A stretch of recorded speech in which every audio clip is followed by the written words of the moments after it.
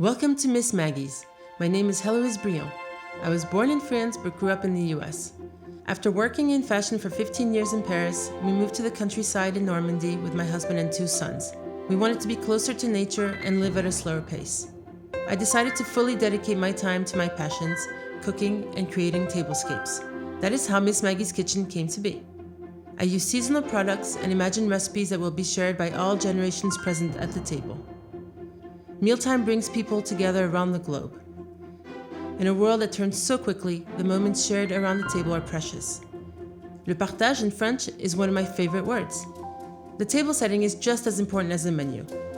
It is all part of the same unique journey we offer our guests, and these memories can last a lifetime. Let your inner creativity guide you. Set the tone with soft lighting and good music. Create with your heart and hands, and let the magic happen.